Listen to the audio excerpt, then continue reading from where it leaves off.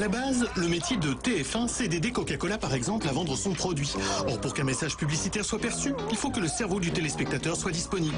Nos émissions ont pour vocation de le rendre disponible, c'est-à-dire de le divertir, de le détendre, pour le préparer entre deux messages. Ce que nous vendons à Coca-Cola, c'est du temps de cerveau humain disponible.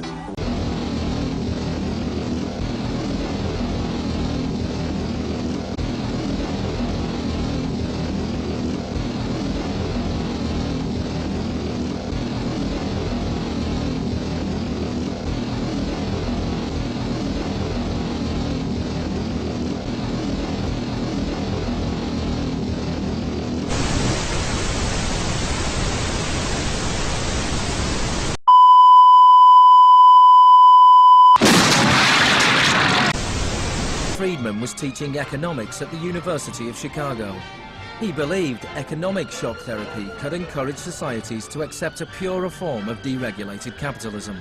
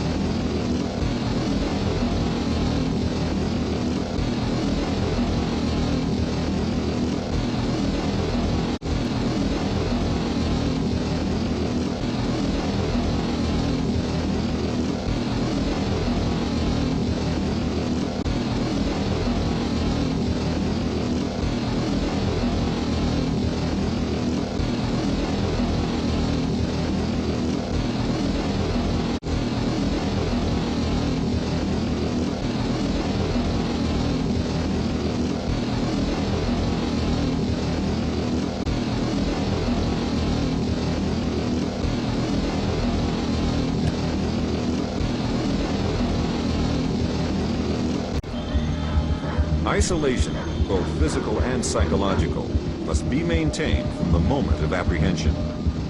The capacity for resistance is diminished by disorientation. Prisoners should maintain silence at all times. They should never be allowed to speak to each other. He used a phrase that had never before been used in a real-world economic crisis. He called for shock treatment. He said that he was like a doctor that was going to help a country that was suffering an epidemic, and he was simply prescribing the medicine. First of all, there's a sense in which every country in the world is capitalist. Every country in the world has large capital under control, and the real question is, of course, the organization whereby the capital is controlled. It's a fundamental hypothesis of this handbook that these techniques are in essence methods of inducing regression of the personality.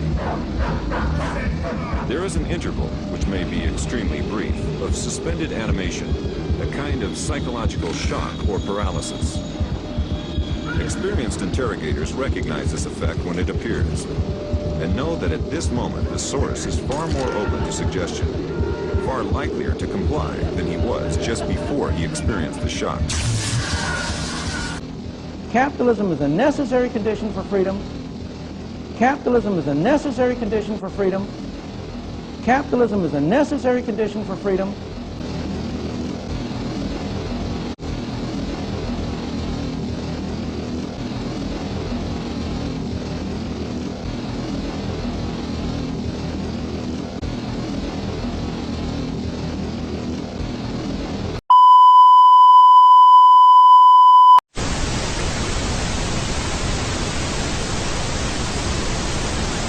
Obey. Work. Suddenly the phone rang. George picked it up. It was one of the Fascinators. "Hello?" it squawked. "This is your control. Chief of Police Robinson. You are an old man, George Nada. Tomorrow morning at 8 o'clock your heart will stop. Please repeat." "I am an old man," said George. "Tomorrow morning at 8 o'clock my heart will stop." George stood near him and said, imitating the alien croak, "Wake up. Wake up. See us as we are and kill us. It was George's voice the city heard that morning, but it was the Fascinators' image, and the city did awake for the very first time, and the war began. George did not live to see the victory that finally came. He died of a heart attack at exactly 8 o'clock.